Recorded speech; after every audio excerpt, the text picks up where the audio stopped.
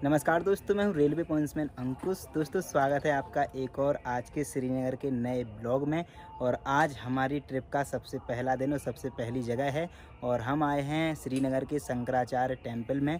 तो आपको जो हमारा रूम है वहां से लेकर जो शंकराचार्य टेम्पल है वहां तक की सारी चीज़ें बताएंगे, वहां की जानकारी देंगे कैसे आप पहुंच सकते हैं और वहां पे क्या क्या चीज़ें आपको देखने को मिलेगी, सारी चीज़ों को एक्सप्लोर करेंगे। तो हमारे साथ बने रहिएगा। और वीडियो पसंद आए, ब्लॉग पसंद आए तो ब्लॉग को लाइक करके अपने सभी दोस्तों के साथ शेयर करना, जिससे कि आप कभी अगर भविष्य में आओ तो आपकी किस तरह से प्लानिंग रहनी चाहिए, कितना समय लगता है, सारी चीज़ों की जानकारी आपको मिल जाएगी। तो चलिए फिर शुरू करते हैं बिना किसी टाइम वेस्ट के। तो दोस्तों हम लोग अपने रूम से निकल आए हैं कार लेकर। श्रीनगर का शाम का नज़ारा बहुत ही शानदार होता है, ठंडी हवाएं चलती हैं और सामने पहाड़ों पे पड़ती शाम की रोशनी एकदम सिनेमैटिक फील दे रही है। ये देखिए यहाँ पे जो ट्रैफिक है वो भी बहुत ज़्यादा लगता है और ट्रैफिक पे जो टाइमर है वो भी चलता है, लेकिन कभी कभी कहीं पे 1 मिनट तो कहीं कहीं 2-2 मिनट तक हमको खड़ा रहना पड़ता है इस तरह से। और बाकी यहाँ पे ये डल लेक है, तो डल लेक का नज़ारा शाम का बहुत शानदार रहता है। पानी में सूरज की हल्की हल्की गोल्डन रिफ्लेक्शन और शिकारा की धीमी चालें, सच में ऐसा लगता है जैसे किसी फिल्म का सीन हो। तो अब हम धीरे धीरे शंकराचार्य टेम्पल की ओर बढ़ रहे हैं और ये पहाड़ी इलाका है। ये मंदिर श्रीनगर सिटी के काफ़ी ऊंचाई पर लगभग 10,000 फीट की ऊंचाई पे बना हुआ है।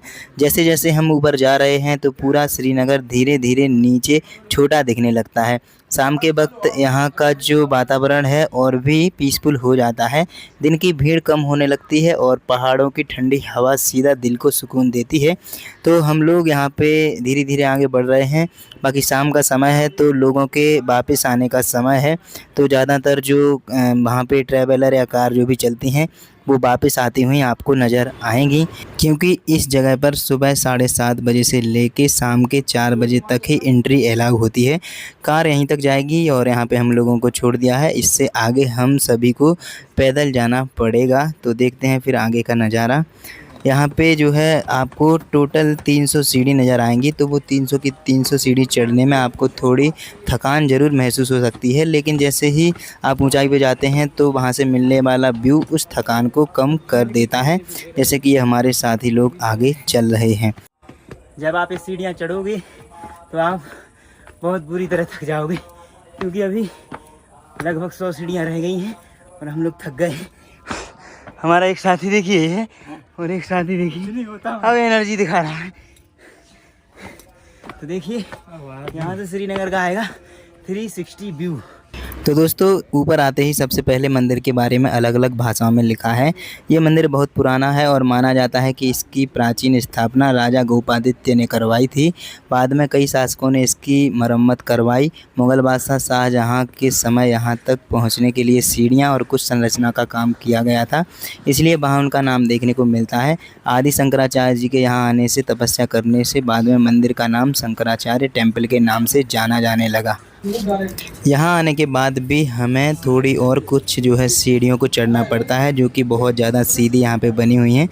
और यहाँ आकर जो है बहुत ही पूरे मतलब श्रीनगर का पूरा नज़ारा यहाँ से हम लोग देख सकते हैं। बिल्कुल चारों तरफ का लेक वगैरह, पहाड़ियाँ जितनी हैं, जितने घर बने हुए हैं। और ये जो मंदिर है ये शिव भगवान जी को समर्पित है।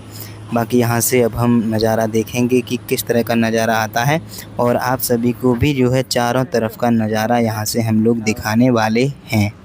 जब आप यहाँ से देखोगे तो आपको जो श्रीनगर का नज़ारा है वो पूरा का पूरा 360 यानी कि चारों तरफ से इस मंदिर से दिखाई देगा। अब ऐसा नहीं है कि यहाँ की सबसे बड़ी ऊंची पहाड़ी हो, इससे भी ऊंची पहाड़ी आपको सामने दिख रही होगी, जो कि इससे शायद 2 गुनी ऊंचाई पे होगी। और जबकि ये भी जो है 11,500 फीट की ऊंचाई पर बना हुआ मंदिर है। देखिए यहाँ से आपको जो डल लेक है वो भी पूरा दिखाई देगी। इसके अलावा भी ये पुराना बहुत प्राचीन मंदिर है। अगर आप यहाँ के घरों को देखोगे तो लगभग सभी घर आपको सिमिलर बने हुए नज़र आएंगे। मतलब अगर कोई घर 5 मंजिल ऊंचाई पे भी बना हुआ है तब भी उसकी छत पे जो है टीन सेट जैसा ही दिखाई देगा। बाकी आप यहाँ पे आके जब देखोगे तो नज़ारा बहुत ही शानदार देखने को यहाँ पे मिल जाएगा। और भी ऊंची ऊंची पहाड़ियाँ हैं, तो ये सारी चीज़ें हैं यहाँ से। तो दोस्तों अगर इसकी बात करें कि ये जगह कहाँ पे है, तो जहाँ से हम लोग रुके हुए थे वहाँ से लगभग 14 किलोमीटर जो हमारा रूम है वहाँ से पड़ा हुआ है। तो ये जो जहाँ पे सेंटर है वहाँ से लगभग 11 किलोमीटर, जहाँ पे श्रीनगर का घंटाघर है, तो वहाँ से 11 किलोमीटर आपको पड़ेगा। लेकिन ये हमारी पहली ही ट्रिप है, पहली बार हम इसी जगह पे आए हैं। तो इस जगह का जो है देख सकते हैं आप कि कितनी सुंदर ये जगह है। तो श्रीनगर की ये पहली जगह है और पहली ही जगह हमें बहुत ही ज़्यादा शानदार लगी है और इस जगह को देखकर बहुत ही ज़्यादा आनंद आया है और बहुत अच्छा महसूस हुआ है। खैर ऊपर आने में थक गए थे, 7 किलोमीटर दूर हम लोग कार से ऊपर तक चढ़ के आए, इसके बाद जो है कुछ पैदल आए। बाकी चलिए एक बार और हम 360 जो व्यू है वो कुछ और हम दिखा देते हैं।